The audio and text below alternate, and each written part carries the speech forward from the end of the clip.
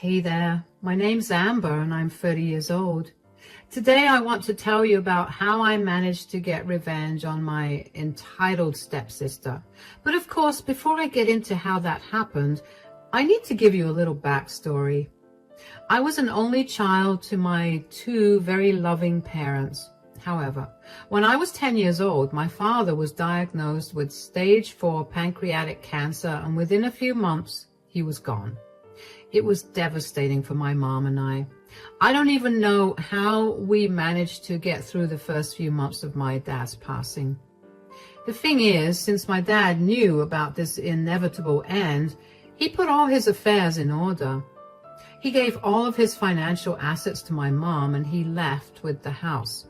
He wanted my mom to get married again after he passed, and he knew that my mom would be able to have a house of her own after. He wanted me to have a more stable future, so he gave the house to me. The house was set to be given to me the day I turned 18, but Mom was the executor of his will, so we lived in the same house until I turned 15. When I was 15, my mom introduced me to her boyfriend of a year. His name was Charlie, and he was genuinely the sweetest man. He still is. He made my mom happy again, and that was all I needed to see to approve of him. Charlie also had a daughter, and her name was Courtney. Courtney was only 10 when I met her, but she immediately did not like me. I didn't know if I did something to her, but I tried my best to be as nice as possible to her.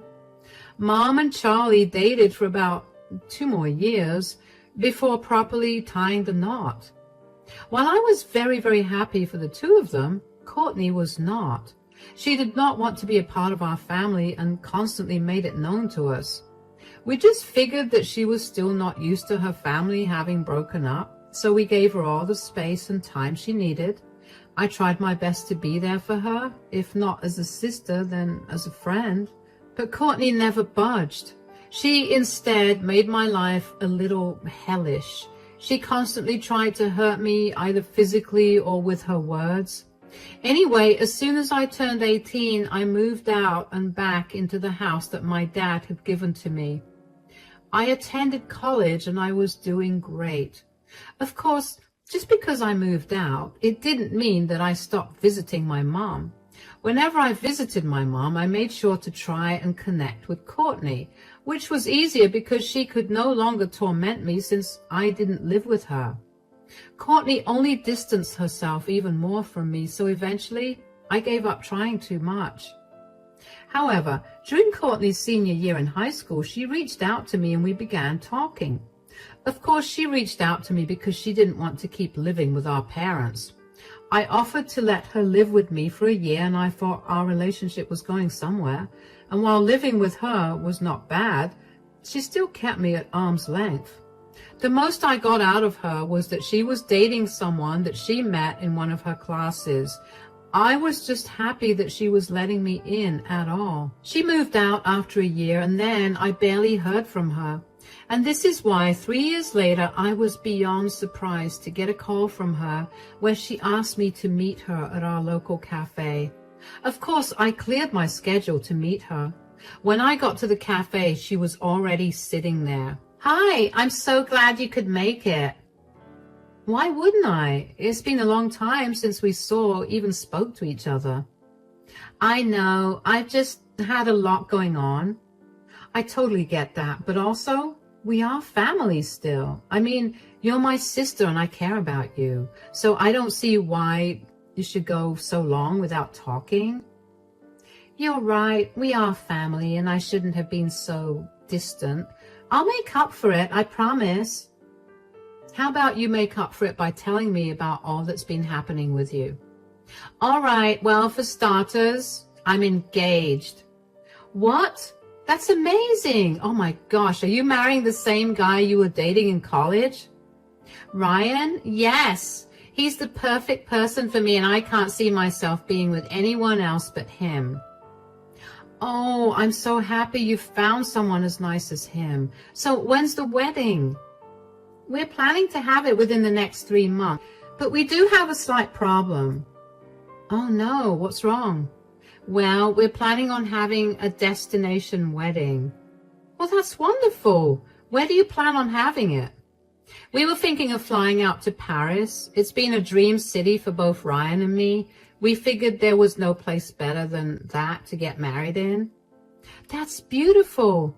But what's the problem with it? Well, Ryan and I don't have nearly enough money to fund that wedding. We really want to have a big, elaborate wedding to showcase our love and commitment to each other. Oh no. So what do you want to do about it? I would lend you some money, but I don't think I have enough to help you out. I know you don't have the money for it, but you do have your own house. I know it's your inheritance from your dad and that it holds a lot of meaning to you, but do you think you could sell it? Of course. Wait, really? You have no objections to that? Why would I? Like I said, you're my sister, and that means that I'll do anything to make sure that you're happy. Oh my God, you're amazing. Thank you so much. You have no idea how much this is going to help Ryan and me. I'm just glad that I could be of some help to you, although it'll be a while before I can get the house sold and the money in my hands to give you. Do you have any money to pay deposits for all the services you'll need during the wedding? Oh yeah, Ryan and I saved up more than enough for that. We just need the rest of the money, you know. Of course, I'll keep you updated about the whole thing. You really are the best. I already know what you're thinking. I'm insane for agreeing to something like that, but I genuinely wanted to help Courtney. Besides, I guess I was just desperate to create some form of connection with her. And even though I wasn't there every single day, I did watch her grow from a child into adulthood, and I was sentimental about it. The only problem I had with Courtney's request was who I was going to sell my house to. Of course, I could just put my house up for sale, but that would be a long and boring process. I might not even get a buyer for months, and I needed a buyer as quickly as possible. One day, I suddenly remembered who I could contact. During my early 20s, right after I graduated, I worked for a startup company that was headed by a woman named Cheryl. I worked as an accountant, and I was a replacement for the previous accountant of the company. At the time of joining Cheryl's company, it was going through a little loss, but one quick look at the records, I noticed some really big miscalculations. Thankfully, I managed to find it in time for the yearly reports. I ended up saving Cheryl a good amount of money, especially because after that, I gave her some solid advice on how to invest that money. Now, her company was soaring and she was making almost 7 figures a year. After I helped her out, Cheryl and I ended up becoming pretty good friends. We didn't talk too frequently, but we had a secret understanding that we'd help each other out whenever we needed it. So, of course, I rang her up. Hey, Cheryl. Hi, how's everything going? It's going great. What about you? Well, the business is going really well, so I'm doing really good. That's great to hear, especially because I need to ask a huge favor of you. Do you need any money? Name the amount and I'll do it. Whoa, slow down. Please, you know I owe you my life. All I did was find an error in your bookkeeping. An error that has saved us thousands of dollars. Okay. I just wanted to ask you if you'd be in the market to buy a house. A house? Yeah, I'm selling my house and I kind of need it done as soon as possible. Whoa, why? Are you facing any financial issues? Because like I said earlier, I'd love to help you out. You don't have to sell the house that your dad left you. No. I'm doing great financially, but my stepsister's getting married and she asked me to sell the house because she needs the money to pay for her destination wedding. I don't know if you can hear yourself, but you sound kind of insane. I know, but she's my sister at the end of the day. Is this the same sister that went no contact with you out of the blue? Yeah, but she got in contact with me and I want to help her out. Look, I'm no one to tell you what to do with your possessions, but do you really want to do something this drastic? I really do. Are you willing to buy my house? If you aren't, do you know someone willing to? I'll buy it off of you. Don't worry about it. Thank you so much. You're my lifesaver now. Guess you could say that we're even now. Nonsense. But just so you know, even if I bought the house off of you, I'm not letting you move out. You're going to keep living there. And if at any point you want to cancel selling it, you can tell me and I'll have no objections. Thank you so much, Cheryl. Hey, what are friends for? Why don't we meet up tomorrow and discuss this in more detail? That's perfect. I was genuinely so grateful for Cheryl's willingness to help. I knew that she was going to be really nice about it too, but I did not expect her to offer to let me continue living there. I knew I made the right decision by asking her to buy the house off of me. We met up the next day and got to discussing the sale of the house. We got the house appraised and we realized that the house had appreciated quite a bit and was now worth $200,000. I was fully prepared to give the entire amount to Courtney, but Cheryl stopped me. She told me that she would only purchase the house from me if I promised to not give Courtney more than half, which was a fair deal to me. I saw no reason for anyone to have a wedding that cost $200,000. Aside from that, though, we got in touch with a good agent and began the selling process of the house. I gave Courtney the good news and she seemed beyond ecstatic about the amount that she'd receive. I was happy that I was able to help her out in general. I told Courtney that it would take a few months to process, but she could go ahead and plan the wedding of her dreams. After that conversation with her, I barely heard much from her.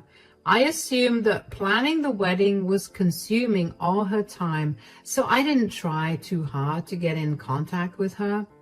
When I got the first installment of the payment for the house from Cheryl, I tried to contact Courtney, but she didn't pick up. So I called my mom because I figured that Courtney was keeping them in the loop. Hi, sweetie. How are things going with you? Things are going great. What about you? Oh, everything's just fantastic, although things are a little crazy around here with Courtney getting married and all that. Oh, yeah, I can imagine that. Yeah, Charlie and I did have a bit of a freak out when we found out that she was planning to have a destination wedding. Why?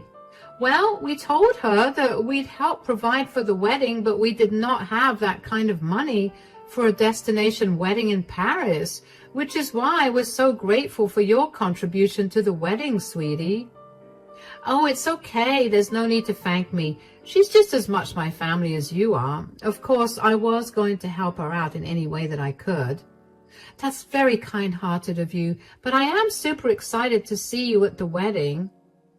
Me too, but when is the wedding happening? Did Courtney not send you the invite? No, I haven't spoken to her in a while. Oh, she must have forgotten to send it to you. It's happening on April 23rd. How could she have forgotten to send an invite to the one person who has funded her entire wedding? Oh, sweetie, I'm sure it must have been a slight oversight on her part. I mean, wedding planning is no joke. It takes over you, and you barely have any time to think. Yeah, I guess. I still do think it's a little weird, don't you think? If I'm being very honest, yes, it is. I mean, I know I'm trying to make excuses for her, but I don't think any of that fully justifies her not sending you an invitation. Do you think I should wait for the invitation, or should I just confront her about it? She only sent out the invitations last weekend, so why don't you give her another week before confronting her about it? All right, I'll do that. Thank you for at least giving me a heads up about it. I really didn't know that she hadn't sent you an invite. I'm so sorry that you had to find out this way. No, believe me, it's better this way. Okay then, you take care. Now keep me updated about the whole thing. I couldn't shake the feeling that something was wrong no matter how hard I tried. It didn't feel right that Courtney could just conveniently forget to send me an invitation. I mean, I was paying for the whole wedding. If I was in her shoes, my first invite would go to whoever was paying for the wedding. Even though I felt like something was seriously wrong, I decided to give Courtney the benefit of the doubt. I didn't mention to my mom that I had the first installment of the house's sale just because I didn't want to give Courtney any money until I got an invitation. I knew that I promised to help her out, but I couldn't help but feel like giving her that money would backfire in the worst way possible. So I waited another week. I checked my email religiously every day to make sure I never missed it. Of course, by the end of the week, I hadn't received the email. I called Courtney up and she picked up finally. I guess my mom talked to her, which was why she picked up. Anyway, I tried my best to remain calm and cool so it wouldn't seem like I was desperate for answers. Hey, Courtney. Oh, hey, what's up? Nothing much. How's wedding planning going? Oh gosh, it's so exhausting. Everyone talks about how glorious their weddings are, but no one ever talks about how exhausting it is to have that glorious wedding.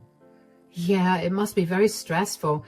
I don't mean to sound rude or anything, but is that why you haven't sent me an invite? What do you mean? Of course not. Oh, then why haven't you sent me an invite? My bad. I've been so swept up with planning this wedding that I completely forgot to tell you. Tell me what? Apologies, but only real family members are invited. Excuse me? Well, you're not my real family, and I just wanted my wedding to have only the closest people there. So let me get this straight. I'm close enough for you to ask me to pay for your wedding, but not close enough to attend the wedding? Oh, come on. Don't be so hurt about it. I couldn't help it, okay? You've never been a part of my life. Yes, because you've actively kept me out of your life. You were the reason we never spoke to each other. I tried to reach out, but you'd ignore me. What do you expect? You're not actually related to me, and you're kind of boring. My mom is invited to your wedding, though. She's not your mother, nor is she your real family. How is that okay? But I'm not invited. Well, your mother is my dad's wife, so it would be awkward not to invite her, but I have no actual obligation to invite you. Wow. There's no need to be hurt. This is just the truth. I'm sorry you can't attend the wedding, but I'll make sure to send you all the pictures, just so you know you feel like you're part of the wedding still. No problem, of course. I would love to see all the pictures. No hard feelings? Absolutely not. I was boiling with rage. I couldn't believe the audacity that Courtney had to not only ask me to pay for her wedding, but also not invite me to it. I spent all my time trying to get closer to her, to develop a better relationship with her, and this is what I got in return for being nice. I was also really hurt by her actions. I was hurt by the way that she so nonchalantly told me that I was not invited. I was hurt that she never considered me her family. I was only something that she could use, and I'm sure I made it easy for her, considering how I was always eager to do anything that she asked of me. Once the hurt subsided, I was back to feeling incredibly angry. The thought of almost having sold my house to provide for a wedding for someone who barely cared if I was alive or dead made me quake with anger. I hated that my kindness had been used against me, and I wanted to get back at Courtney for doing that to me. In all my anger, I did the first thing that came to mind. I called Cheryl so I could cancel the sale of the house. I knew that she had told me that she wouldn't have a problem with it, and I hoped that she meant it. When she picked up the phone, she immediately sensed that something was wrong. Hey, Cheryl. Hi, is everything okay? Not really. What's wrong? Well, I'm going to have to pull out of selling the house. Oh, why is that? Not that I have an issue with it. I just found out that I'm not invited to Courtney's wedding. What? You mean the wedding that you were going to help pay for? Yeah, apparently I'm not her real family member. Wow, that's some nerve she has. Tell me about it. That's why I want to pull out of the deal. I don't see any point in helping her out. That's more than valid for a reason. I mean, I promised you that I would let you back out at any point, and I'm honoring that promise. Thank you so much. Of course. If you need me to do anything else for you, though, let me know. I don't think there's anything else for now, but I do need to ask you something. Yes? It's just, now that I've said that I'm not paying for Courtney's wedding out loud, I'm beginning to hear what a big decision that is. I'm not doing the wrong thing, right? Absolutely not. That house was given to you by your dad, a man who loved and cared for you very deeply. It would be beyond disrespectful to him if you sold it to pay for someone who barely even considered you her family. You're right. I'm just hurting a lot right now, and I don't want to make any decisions that are going to affect me in the long term. This is not going to affect you in any way. You're standing up for yourself, and that's never a bad thing. If you're worried about the impact this will have on Courtney, you shouldn't. That's something that she should be worried about, considering she was stupid enough to not invite the person paying for her wedding. You're right. Thank you so much for helping me. Just because I was angry, it didn't take away my humanity. I guess saying my plan out loud did make me feel bad for Courtney, especially because I knew for a fact that she would have planned an extravagant wedding with the amount of money that I told her I would give her. But Cheryl was right.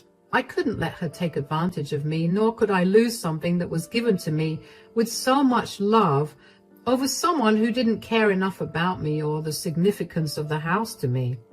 I will agree, in hindsight, even the request to sell something so precious to me was beyond absurd, and I knew I had made the right decision with selling the house to Cheryl, because she had my back, well and truly. Within the next week, I returned the money that Cheryl had given me for the sale of the house. We then planned a girls' day out on the day of the wedding, so the thought of the wedding wouldn't remain on my mind. I informed my mother about what Courtney had said, and my mom was upset, but she told me she would see what she could do about it. I told her not to bother with it because I didn't want to go to the wedding anymore. I didn't tell her that I wasn't paying for the wedding anymore because I didn't want that to get back to Courtney. It took a while to get over the hurt of it all, but I eventually did, thanks to Cheryl, of course. My temper was once again tested when Courtney purposefully sent me hundreds of pictures of the wedding and told me that I had missed out. I remained calm and waited until the day that she would ask me to pay for the wedding. And only 4 days after her wedding, she called me while I was at work. Hey, Amber. Oh, hi. Is this urgent? Because if not, I'm really busy right now. I don't have time to talk. This is actually kind of urgent. Okay, what is it? I don't know if you saw any of the pictures, but I just got married. That's good, but how does this concern me? Well, you need to pay for it, remember? No, I don't. What do you mean? You're going to sell your house so you could help me have my dream wedding. Yeah, but then I didn't see why I had to pay for something that I wouldn't be a part of. You can't be serious. That's what I thought when you told me that you weren't inviting me. You can't go back on your word right now. I went back on my word the day that you told me that I wasn't invited. But what happened to me being your sister and you doing anything for me?